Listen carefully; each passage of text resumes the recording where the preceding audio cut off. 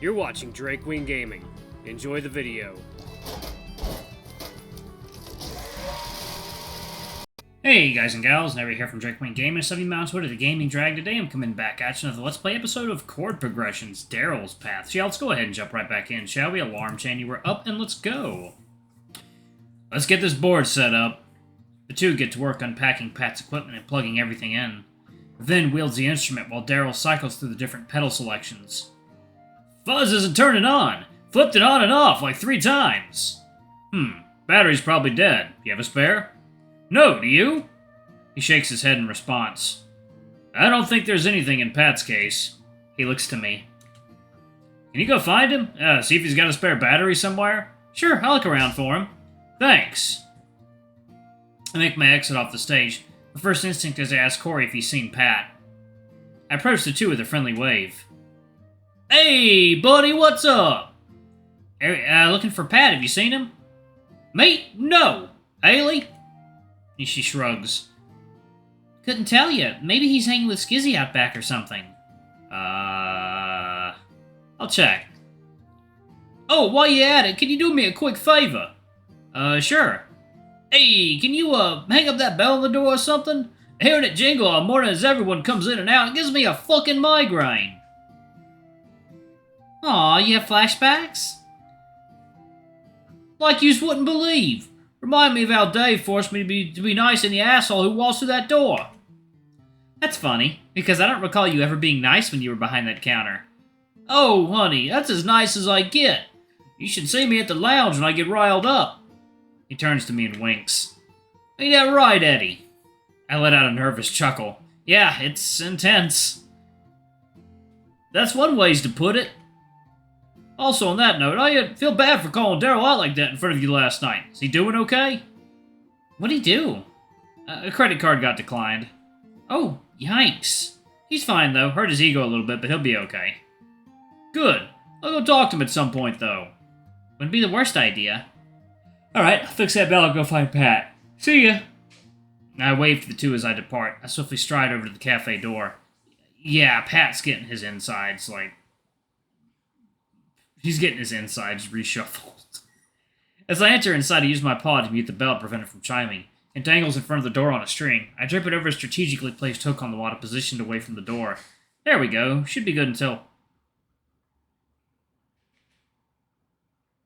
Sounds like Pat's chuckling. Guess he's... Oh. Him too. Might be imagining things, but those chuckles sound like they have a flirty edge to them. Wait, are those two up to no good? I gingerly navigate my way through the dark room to reach the window separating the dining room from the kitchen. I peer over the ledge. Skizzy, Pat, and Cliff are all back here. They're leaning on the far side of the center island with their backs to me. Looks like they're having a casual conversation. Second now.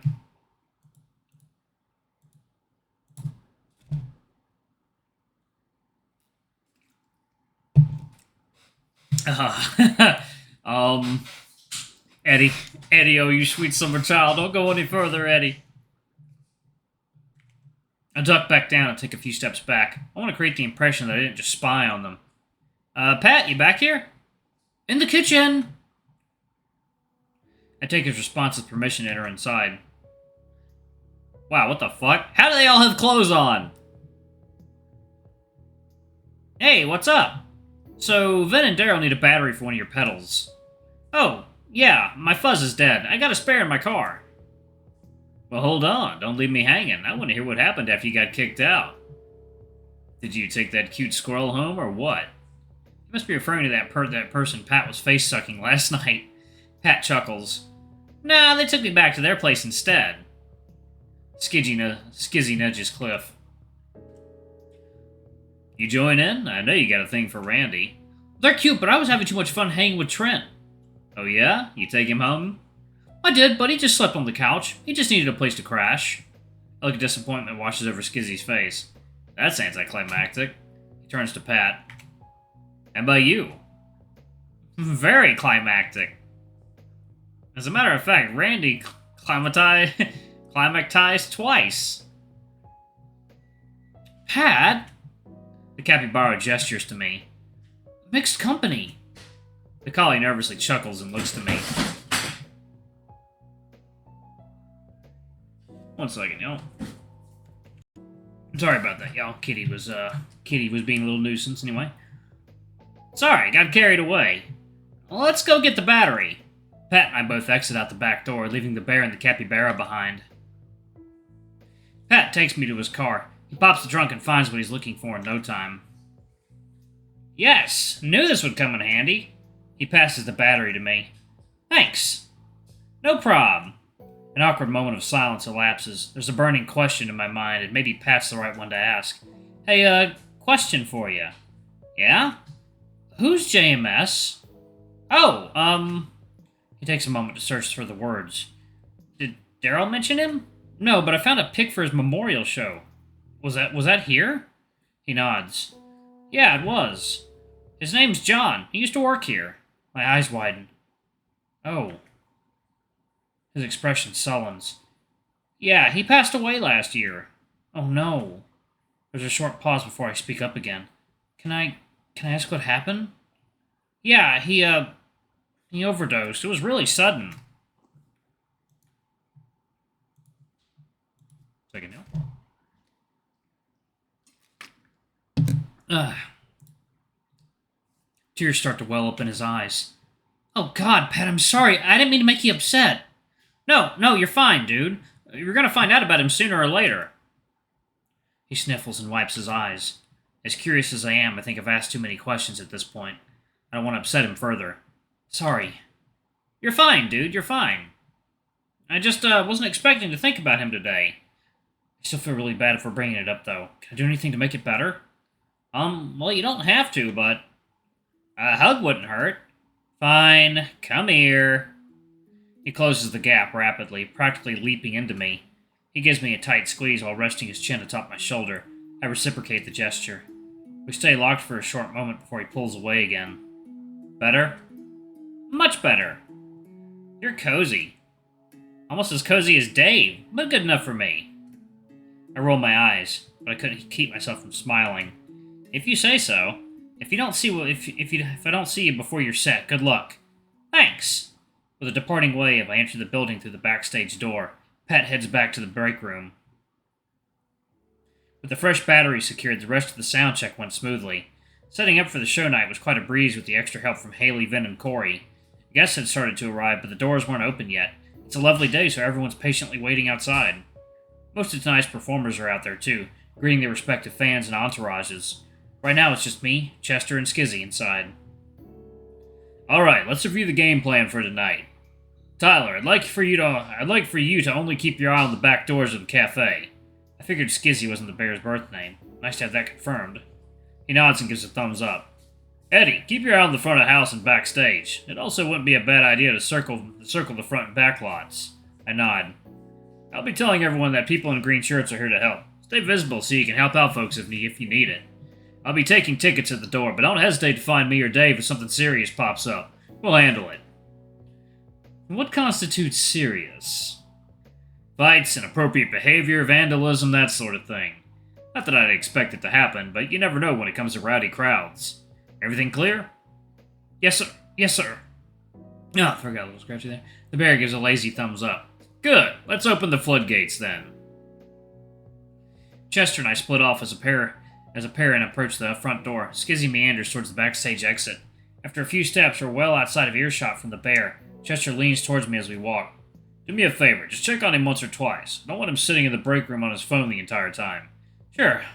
Was that a constant problem with him? Oh yeah, chronically on that phone. You know, I get it, you gotta check your socials every once in a while. It's just the world we live in now. But when it gets to the point where customers can't get your undivided attention, it starts becoming a problem.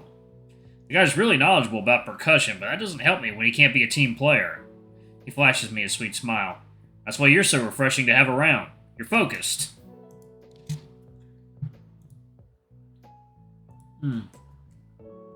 Yes. That's good. That's some good shit right there. Okay. I couldn't hold back from returning a smile in response to the compliment. Thanks, I just hope I'm learning the music stuff fast enough. You're already exceeding my expectations, buddy. I feel like there's so much I'm behind on, though. What if I tried learning how to play something? His eyes lit up. Oh? Yeah, I got to mess around with one of Vin's guitars earlier. It was kind of exciting, actually. Guitar, huh? You know I teach, right? I remember you talked about canceling a lesson yesterday. I didn't know it was guitar. Yeah, I got a lot of grief for that cancellation. But yeah, I teach beginners. I can get you started soon if you want. I'll think about it. He unpockets his set of keys. We arrive at the front door. Alright, buddy, let's get this show on the road. T-minus 30 minutes until Trent's performance, and things are starting to pick up. We have a decent crowd of a few dozen starting to gather in the front of the house. There's a little bit of everybody here. I'm seeing regular patrons, new faces, punks, goths, queers, and average-looking Joe Schmoes. A lot of folks are choosing to stay out in the parking lot for now.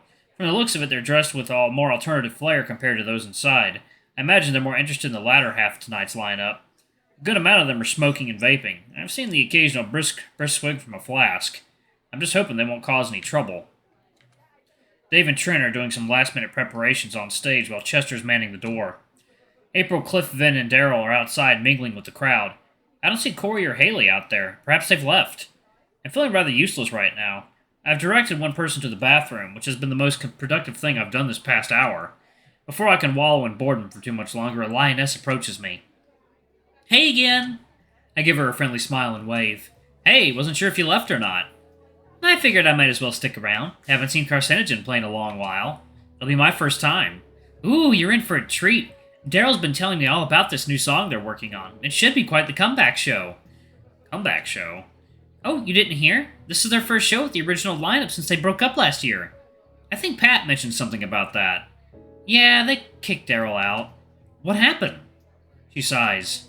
Drama, drama, drama, drama. It just attracts Daryl like a magnet. He was having issues with Pat. He also had issues with me. That's also meant he had issues with Vin. What was it all about? She grimaces. You sure you want to hear it from me? I ponder for a moment. Perhaps it would be better to ask Daryl himself. That said, if I'm going to consider a relationship with this guy, I should see if there are any red flags to look out for. It might be best to hear her out. So long as it's the truth. She nods. Second, y'all.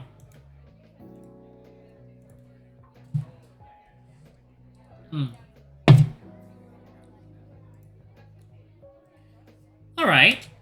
So, a few years back, I played in a band called Snobbit. I was the guitarist and a guy named John was the singer. My eyes widen. Would that happen to be the same John who worked here? Yeah, and you know what happened to him, right? A nod. So, John and I weren't on good terms towards the end. He was a damn good singer, so good he found another opportunity to sing for a bigger band and took it. We couldn't find anyone to replace him, so that ended Snobbit. In hindsight, it was for the best. But at the time, I was fuming. A couple years later, he shows up back in town. He got kicked out of his new band, and he picked up a nasty drug habit on the road. Next thing you know, Chester hires him. First few months are fine, but then everything goes to shit. How so? He was sleeping around with Pat and Skizzy, started stealing shit to support his habit. She grimaces as she deeply exhales. Then he started hitting on Daryl. Daryl had just broken up with Skizzy, so he was already vulnerable. I kept warning him not to get involved, but Daryl does what he wants. She pinches her brow in frustration. Sure enough, Daryl falls for the guy. Turns out he was just using him for drug money while screwing around with other people the whole time. That made Daryl fly off the fucking handle. He got pissed at Pat for screwing around with John. Then he got pissed at me and Vin for apparently not warning him enough. The tension peaked, but then... She shakes her head. John just dies. Out of nowhere. The guy just drops fucking dead. My God. Everything exploded after that. A disagreement turned into a screaming match. Next thing you know, Daryl's out of the band. That fucked up Daryl. Real bad. Alright, I'm actually going to pause it right there. Thank you all so much for watching. Don't forget to like, comment, subscribe, ring that notification bell. I love you all, and I shall see you all in the next video. Bye-bye!